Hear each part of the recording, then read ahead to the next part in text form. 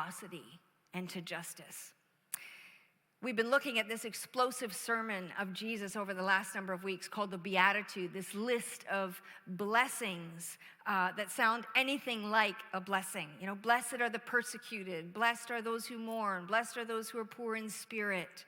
Doesn't sound much like blessing, does it? Blessed are those who hunger and thirst for justice, for they will be filled. And it's so interesting in this particular blessing that Jesus uses words, verbs that are so essential to life itself. Hunger and thirst, food and water. We cannot live without them. That's what he used to describe, to represent this pursuit of justice. And we all know a degree of hunger and thirst, don't we? Probably not the kind that leads to starvation. But Jesus' audience knew that. They didn't know if they'd have food for the next day. There was no stockpile in the freezer if fishing was bad that day or if the crop failed. And Jesus chose these desperate sensations of the body, the needs that are essential to life, to represent this desire, this pursuit of justice.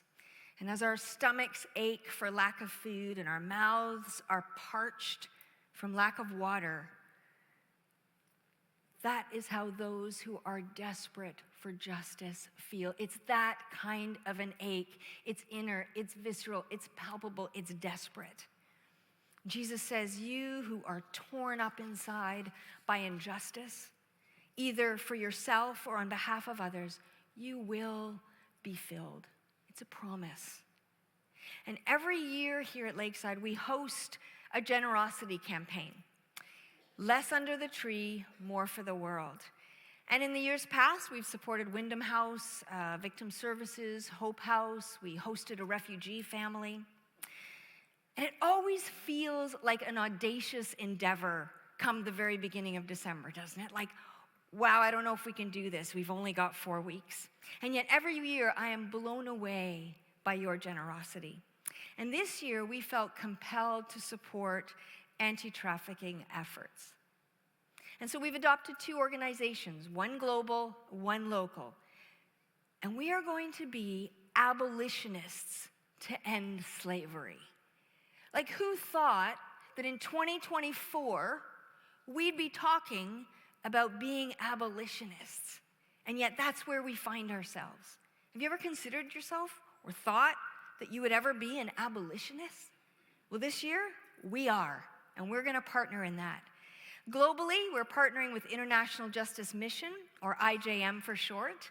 And it's an organization that seeks not just to rescue those trapped in slavery, but also to campaign against it, to lobby governments, to equip local and national government agencies for the prevention of trafficking, and to reduce trafficking globally.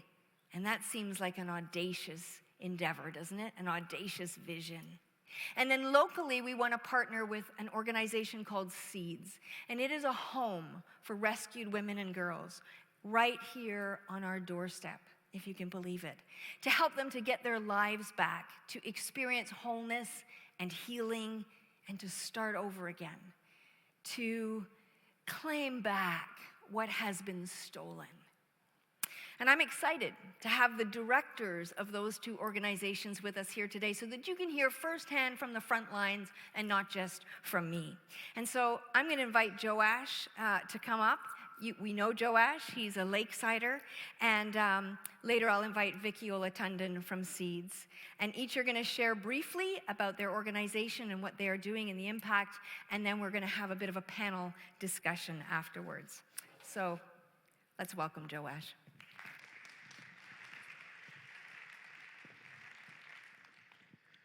Well, good morning, church.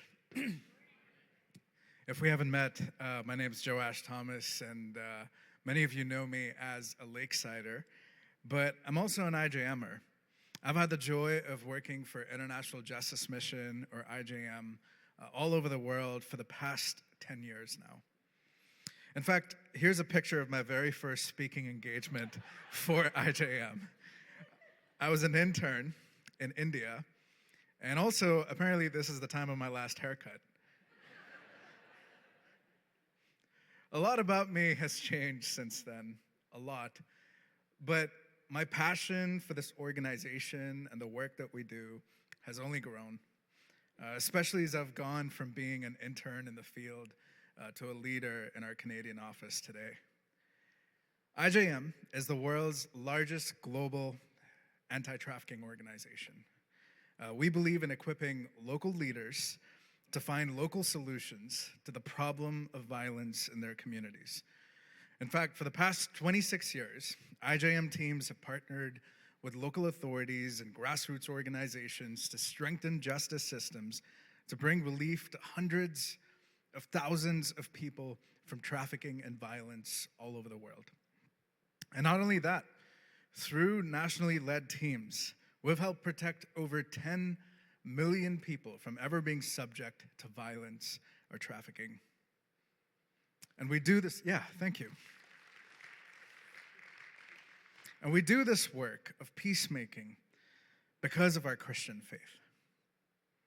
In fact, one of the worst injustices happening right now is happening in this beautiful country that I got to visit last year, the Philippines. You know, before the internet, criminals, for the most part, had to physically walk into a bar or a brothel to sexually abuse little children. But today, because of the internet, abusers located anywhere in Ontario can abuse little children online without even leaving their homes. Here's how this works. Someone here in Canada can find a trafficker online in the Philippines and can pay as little as $50 an hour to direct the live-streamed abuse of little children there.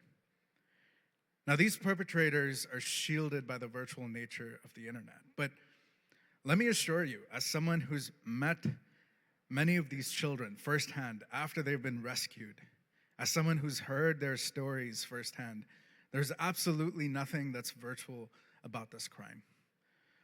Because little boys and little girls, like our boys and our girls, are forced in front of a camera, and they're abused in ways that I'm not even going to begin to describe in church this morning. In fact, according to a recent study, we now know that 500,000 children in the Philippines, that's 1 in 100 Filipino children, are abused in this way online right now. And you know what's even more depressing as a Canadian? It's the fact that Canada is the number 4 country in the world that's purchasing the demand for this crime. This isn't just a global problem. It's a Canadian problem, fueled by Canadian perpetrators. In fact, over the past 10 years, my colleagues at IJM Philippines have helped local authorities rescue hundreds of little children from this type of trafficking. These are children of all ages. In fact, I got to meet some of these children as little as 5 years old. But just so you know, the youngest child our teams have ever helped rescue was 2 months old. In fact, one of the girls we helped rescue was Ruby. And I actually got to speak at a church in Vancouver last year with Ruby. But Ruby tells us of a time when she went to bed one night screaming, "God, if you're real, God, if you're real, get me out of here." You see, what Ruby did not know at that time was that at the very same moment that Ruby was crying out to God, there was a team of IJM lawyers and IJM social workers working hard with Filipino law enforcement to find Ruby. And this local team was backed by Canadian churches all over this country, generously funding Ruby's rescue operation. And do you know what? The very next morning, IJM staff showed up with local police, and we helped rescue Ruby with 5 other children. Yeah, praise God. I want you to picture this. Imagine being an observer in a courtroom. And imagine watching a perpetrator walking into this courtroom. And I want you to picture the expression on this perpetrator's face as he walks in, smugly, confidently, without any fear of the law. Because you see, for centuries, bad guys like this have been allowed to get away in this court system without any accountability. But now I want you to imagine this. Picture the face of this perpetrator as he takes a look around the room. Here's what he sees. He sees an IJM-trained judge. He sees an IJM-trained prosecutor. He sees IJM-trained OPP officers, and my team was training OPP officers at the OPP conference last week. He sees IJM-trained social workers sitting beside the child, telling her, "You are not alone." Now imagine the expression on the face of that perpetrator as his smugness turns into fear. Because for the very first time in the history of that courtroom, he's terrified. He's terrified of the consequences of trafficking a little child. And guess what? He should be terrified. Because God's preferential option for people in oppression has finally descended upon that court system. And here's what gives me hope. It's this. It's the fact that this isn't just a fictional story.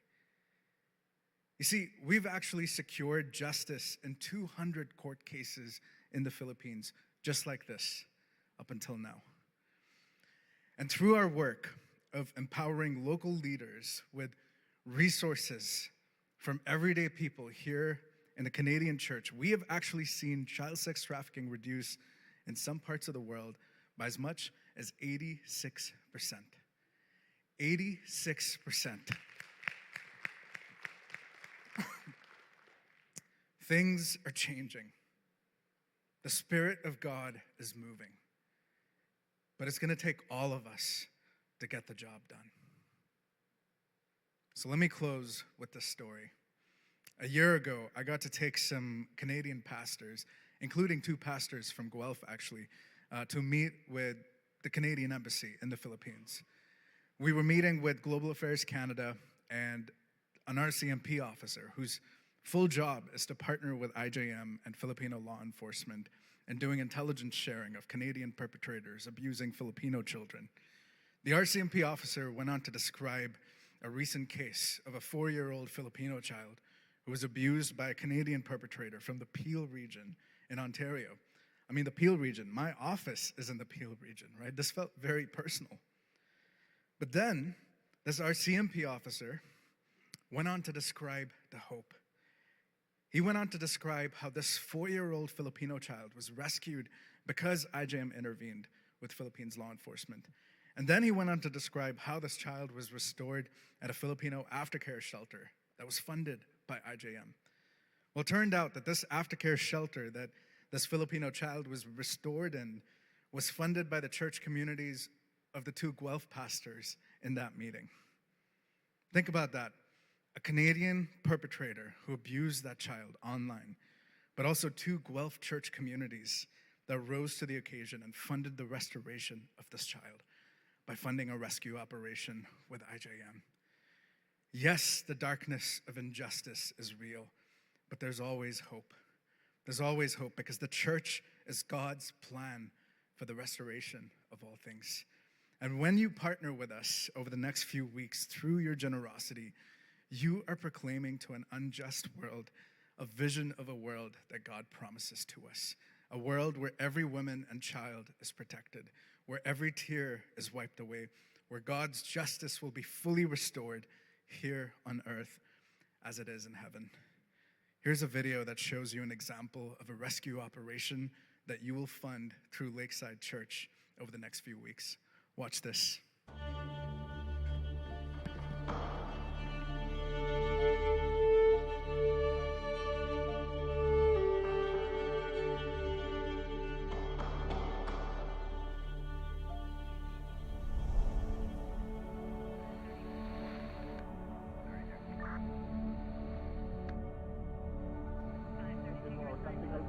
how he is that is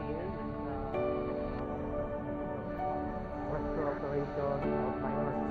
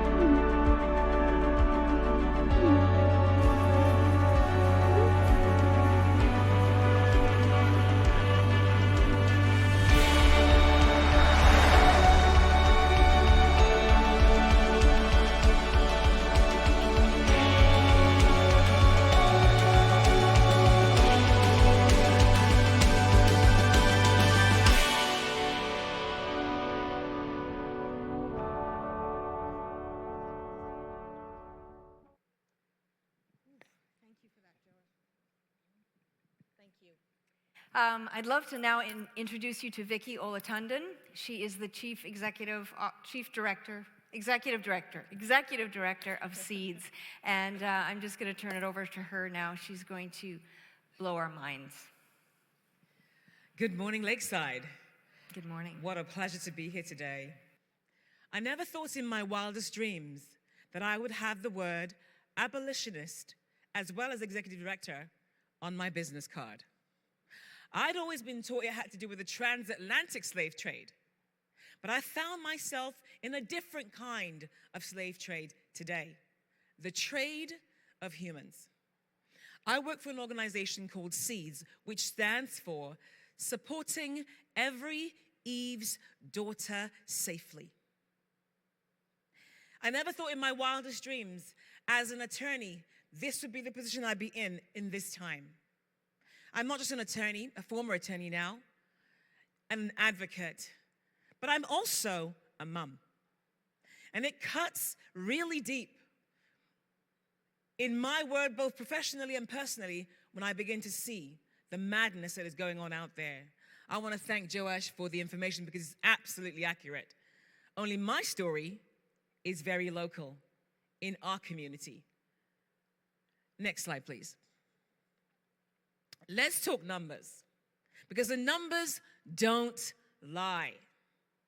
I've listened to statistics and numbers over the last year. I've been with Seeds for the last 18 months. I've been an attorney for a very long time. I got called to bar like several decades ago.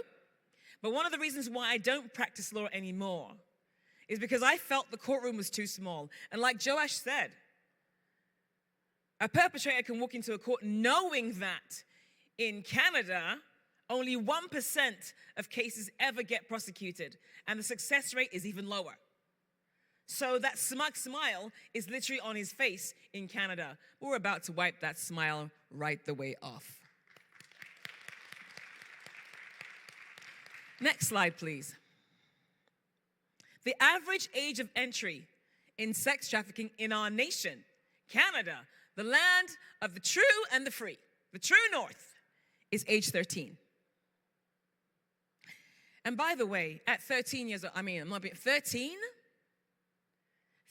years old is the average age of entry into this industry in our country. What that means is that they're entering into this industry daily while mom and dad are downstairs watching a game show. While grandma and grandpa's knitting downstairs and knitting, in a friend's company, they're entering industry because, they have phones. Who would have thought that someone could come into your house, bypass the front door, not climb into the windows, but be in your home? And a young one can be abused just because they have a phone. Next slide, please. The lifespan of someone who gets involved in the sex trafficking industry is 7 to 8 years. If the age of entry is 13, she will not get that birthday cake. She won't get there. If it isn't addiction, drug addiction, if it isn't mental health concerns, if it isn't suicide, it's homicide. There are 3 kinds of pimps: the gorilla pimp, the CEO pimp, and the Romeo pimp. And by the way, the Romeo pimp is the one that would groom at school, in high school. They're recruiters in high school and middle school even now. Next slide, please. A 13-year-old will earn her trafficker $280,000 in the first year. And if that child is any younger, they'll earn more. You see, with a drug, you sell a drug, you use a drug once. A human, you can sell a human being over and over and over and over, and when they're done, you delete. Either by suicide or by homicide. Next slide, please. 27% of the children involved in sex trafficking in our country are children. They're very young children. And as Joash was saying, 4 years old, 5 years old, 2 years old, 2 months old. Not in Canada, right? Wrong. Yes, in our Canada. Right here in Ontario, and we are the second highest number for sex trafficking in our country. We only exceed Nova Scotia slightly. The thing about it is how people enter, and from what we've discovered is over 2.4 million Canadians right now have said that they've been hurt sexually as children. It starts there in the home. And traffickers, they just key on that. Next slide, please. 93% of the traffic victims in our country do not come from overseas. No, they don't. I know we've been told, it's the Philippines, Moldova. They're Canadian-born. Canadian-born children. 93% of those involved in Canada are Canadian-born children. Someone help me. Someone help me. Next slide, please. This for me is the hardest because I drive along the 401 every day.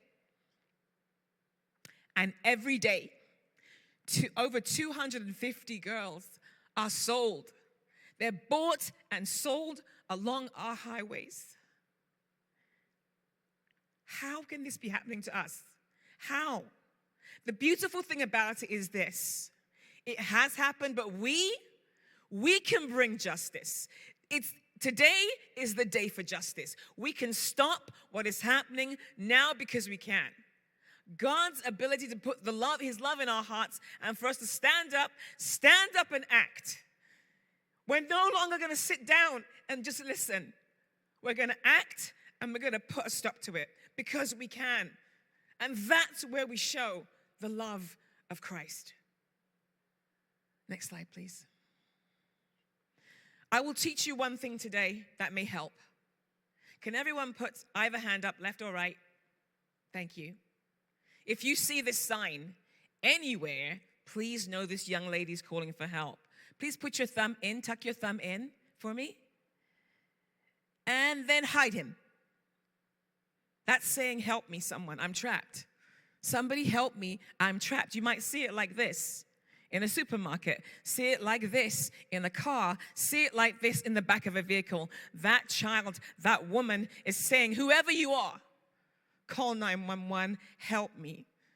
It's time that we act, and we need to do it now. Next slide, please. So, you reassure those who are involved, because sometimes someone will tell you something or say something. Let them know that they are safe in your hands, and you will do something to help. That's a hotline number for the National Center for Trafficked Children, 188-900-1010. And resolve. Let's resolve together as a community. Not here, not now, not ever. Because we as a community are going to stand up, we're going to rise up, and we're going to put a stop to what is going on in our country and in our nation. Number 4 in the world is going to become 0 if we stand up together as a community. And can I say this from the bottom of my heart? Thank you. Thank you.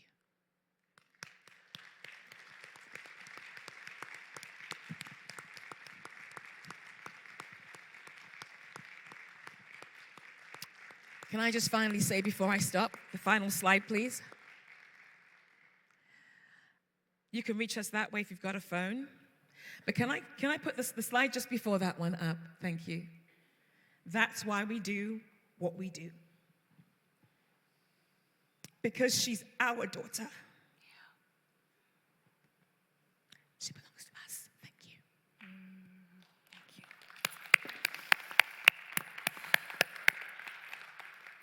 We have a couple of minutes, and I just have a couple of questions that were on my heart and possibly on your heart, and I just want to ask Vicki and Joash a couple of questions before we wrap up this morning. Thank you both. Did I not say they were going to blow our minds? Not in a great way. There's a lot of work to be done. But thank you for educating us, for opening my eyes to just how prevalent and immediate the problem is. Vicki, you said Seeds is a shelter. It's a home. Can you just describe to us maybe how it's different than other shelters that we might be aware of? Yes, it's actually a home for survivors of sex trafficking. It's not an institution.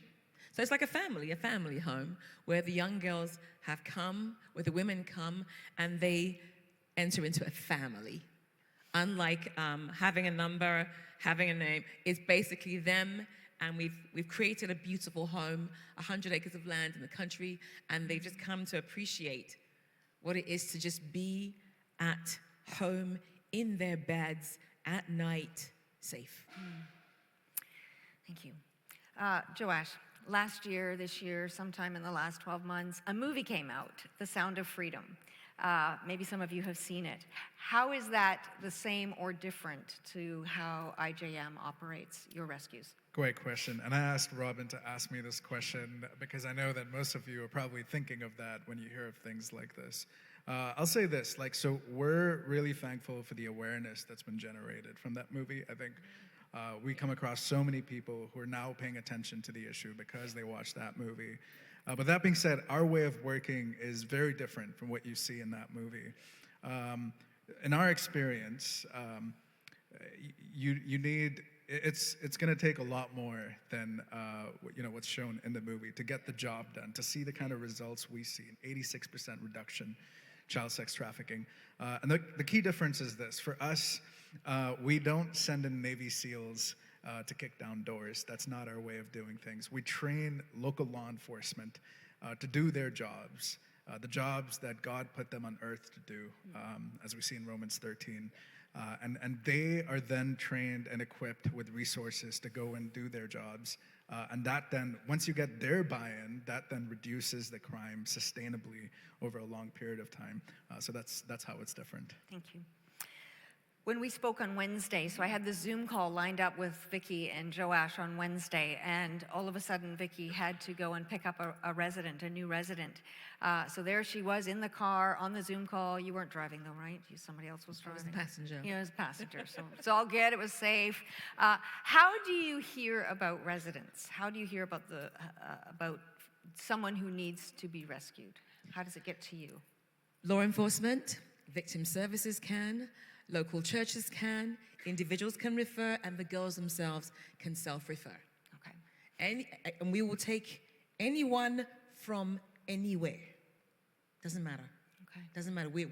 Our business offices are in Cambridge, but we've taken girls from all over Ontario, all over the country. Doesn't matter. Okay. And how about you, Joash? Yours would be slightly different, but how do you hear of those who need rescuing? Yeah, quite the same, but I would say increasingly it's law enforcement coming to us because they trust us and they know that we'll be able to provide them with the resources that they don't have to go and rescue these kids. So increasingly law enforcement, and that's a win for us because we want them to be doing the job long term. And what happens to those who are rescued through IJM? So imagine they go through some kind of a recovery, and then at the end of that, some of them have been sold by their own families. So I'm assuming they're not sent back? Yeah. I mean, the numbers in the Philippines are quite stark. 80% of the time, it's a family member that's actually sold them into this. 80% of the time. So what we do is we put them in a safe aftercare facility and community. We have peer leaders that emerge among them, and we stay with a child until they're fully restored. No matter how long it takes. So that's what we do, and we work with the local church and making sure that these children are restored, because the church has always been good at the compassion and the restorative side. So we leverage that at the same time. And Vicki, what about the timeline for the girls in the homes to get them from beginning to independence? I'm sure it changes from girl to girl, but is there a program or a sort of a recovery format? Yes. Well, our program is a 12-month program. A lot of programs out there, like a couple weeks, couple months, that is, it's very difficult to restore somebody in a couple of weeks. So we basically have a program where the young ladies are with us for a full year. And so they go from the beginning of the program where they decompress to the first stage, second stage, fourth stage. And the idea is to get them so that they're fully restored and they're able to reintegrate into community and able to find work and able to live in the community with a home. Joash, I'm interested how the Canadian government factors into the work you do. Like, is there any involvement there? Or? Yeah, great question. So it really started with that meeting I talked about at the Canadian Embassy in the Philippines with the Guelph pastors. And the RCMP guy in that meeting, he told us that, in his opinion, the Filipino government actually does a better job in prosecuting criminals than the Canadian government does. So for example, in the Philippines, in terms of accountability, it's 10 to 15 years of jail time if you engage in this crime.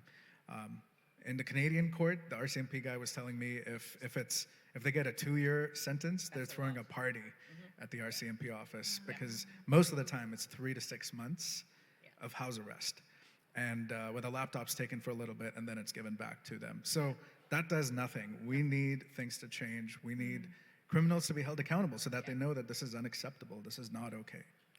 So part of your organization's job is to lobby the government to make them aware? 100%. So we are now working in Ottawa with members of parliament. We have meetings regularly with the opposition leader's office, the prime minister's office, justice minister's office, everyone, to change these laws, to strengthen it. It'll take a while to get the job done, but we're committed to the long haul of this. Our job is to just show up as long as it takes, as much as it takes to get the job done. Vicki, you mentioned to me that these girls aren't going home for Christmas. No. What can we do to help them have a lovely Christmas? I'm sure you all are making the home festive and doing all you can, but how can we partner with you in just helping them to have a real home Christmas? Just so that you know, Christmas is a very vulnerable time for those who have been trafficked. And the numbers for trafficking in this season, because there's holidays, shoots through the roof. The demand is high. So what we've done is we've created, as you say, a very festive home. But what the girls need is first of all, they need your prayers. They need your love. And you can show that by way of physical gifts, jammies, bed sheets, things like that. Gift cards as well, cash donations. In fact, there is nothing that you cannot give that we cannot use at the house. So what you can do more than anything else is donate by way of cash, by way of gift cards, by way of physical things, things like shampoo, non-perishable foods, things like that will help bring the costs down. It takes approximately $35,000 a month to run the home. With a 24/7 staff, 24 hours, 7 days a week staff is literally, that's it, it's bare minimum. So whatever you can do to mitigate that cost, it's fine. Awesome, thank you. And then lastly, I just want to ask you each just a personal question. How do you stay motivated? It must feel futile at times when we look at those numbers. It's encouraging on the one hand, but I'm sure it must be discouraging at times. So how do you personally stay motivated, Joash? Yeah, I would say our church partners give me so much joy with your generosity. And this is doable. Like, I've seen the numbers, they're doable. So for example, in the one city in the Philippines where we saw an 86% drop in child sex trafficking, that took 500 rescue operations and 100 arrests. and your church is funding one of these rescue operations this Christmas, right? Like, so this is doable, and it's all about doing whatever we can with whatever we have. So that gives me great joy. And then on top of that, we also have spiritual disciplines for our staff. So as part of our employee handbook, you have to take 30 minutes of personal stillness time and 30 minutes of corporate prayer every single day. So I'm literally paid at work to show up and pray for an hour because you need that to do this work long term. Otherwise, you're going to burn out. Vicki, how about you? Pretty much the same, to be honest, but I'll say this, because of the generosity of church, when I leave today, 2 of the girls in the house are actually going to be baptized this evening. What keeps me going? I have a 17-and-a-half-year-old daughter. Every one of those women, every one of those girls is my Michaela. I'll say this, years and years ago, Joash said it was doable, it's very doable. Years ago, no one thought the transatlantic slave trade would ever end.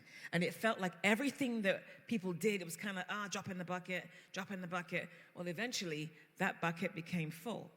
And now we don't have that anymore, not as much as we did. And the thing is this, it gives me hope that I know that if we continue to do this in the strength of God, we'll be able to have maximum impact. One of the young ladies I'll tell you had been trafficked for over 15 years. And we had very disappointing court results last week. The perpetrator got off not guilty on all charges. It's time for that in our community to change. Thank you. Thank you both for sharing with us today. Can we just thank them?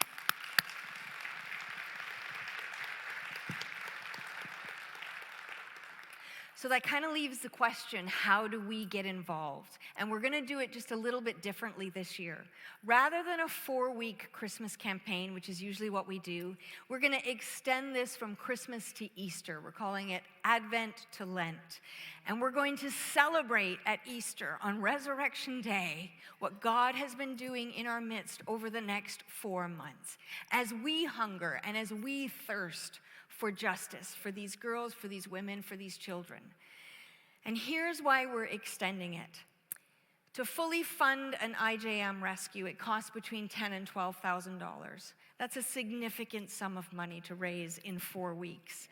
That's from beginning right through to recovery. As you heard Joash say, they just don't, kind of get them through some counseling and then they're on their own. They see them through until they can stand on their own.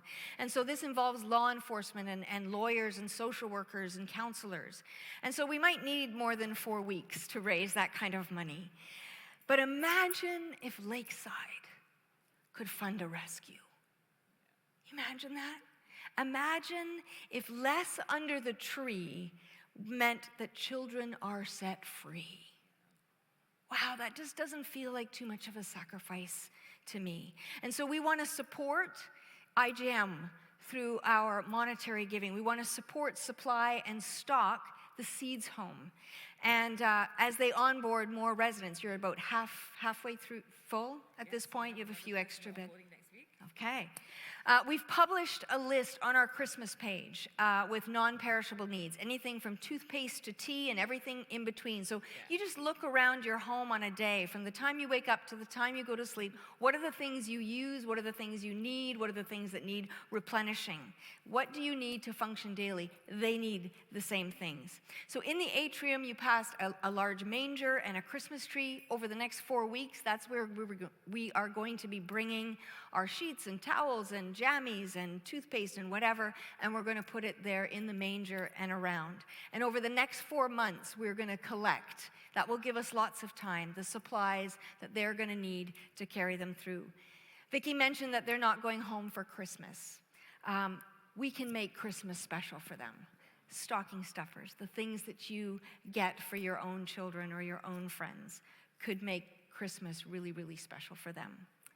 We're also extending it because we're aware of the cost of living. We're not oblivious to the fact that prices are going up and salaries are not. And so this gives us some breathing room and an opportunity for creativity. And I know there are creative minds out there. So over the next 4 months, we are going to engage our imaginations in fundraising and put fun into fundraising. Maybe we can host gatherings that double as fundraisers. So some of the things we've done in the past in your homes or wherever, we can leverage those as fundraisers. You can just Google crazy fundraisers, and it's amazing what you're going to find. There's some great ones there. There's some not so great ones there. There's some ones that you do at your own risk. But we can do this as families, as small groups, as classrooms, as office departments. We can do it as neighborhoods. We can get the artisans among us, the artists, the musicians. Just let your imagination go wild and think of the ways that we can fundraise between now and Easter. It's also a great way to build connection, to build relationships, and to make friends. In fact, there is a fundraiser starting today, and it is called December. It's a little bit like Movember. You have to wear a mustache every day. Well, December, you have to wear a dress every day for the month of December. Maybe not on Saturdays, though. Like, could I take Saturday off? Unless a bathrobe counts as a dress. Saturdays and Christmas Day. I think this counts as a dress, too. Okay, there you go. That counts as a dress. So I am going to endeavor to wear a dress every single day for the month of December. And we have a Lakeside team, and I believe we have a slide. Yeah, you can just click on that. And you can either sign up to lead your own team and be sponsored, or if you don't want to wear a dress every day and freeze you to death every day, you can support someone who is. You can also wear a tie. So dress or tie for the month of December, but Saturday's off and Christmas Day. We can do this. Lakeside, I believe that we can do this together, online, in the room, together. We can do this. So thank you, Joash. Thank you, Vicki, for sharing the passion of your heart, sharing the need, educating us, enlightening us. They're going to both be in the atrium. Vicki has some tables set up with some information. If you have further questions that we haven't dealt with today, they would be happy to chat with you about that. And you have something on the table that you just want to tell us a little bit about. I do. The young ladies at the home are so very grateful, and they did ask me, Vicki, is there anything that we can do to say thank you? And I said, well, how about some ornaments? So they've taken the time to make some Christmas ornaments for you in exchange for a donation, and they want you to remember them. They want you to put a little ornament on your tree and remember them at Christmas time. Thank you so much.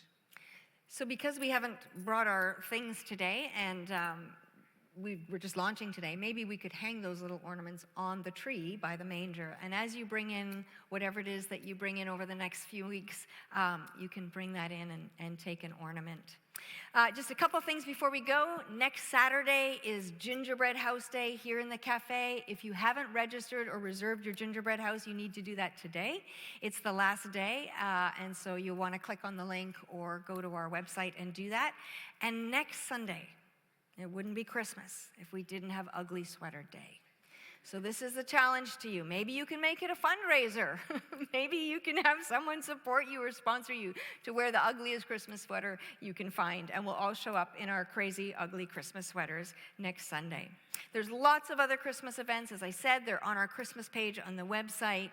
And so we are looking forward to a month together just celebrating Christmas and praying and thinking through how we can collectively as Lakeside do our little part to end this scourge on humanity. Jesus said, "Blessed are those who hunger and thirst for justice, for they will be filled." So may we be those who hunger and thirst for justice and who are not satisfied until all are set free.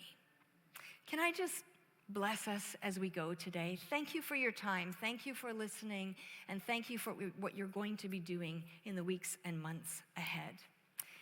The Apostle Paul, one of the writers of Scripture, said this: "May the God of hope fill you with all hope and joy and peace as you trust in him."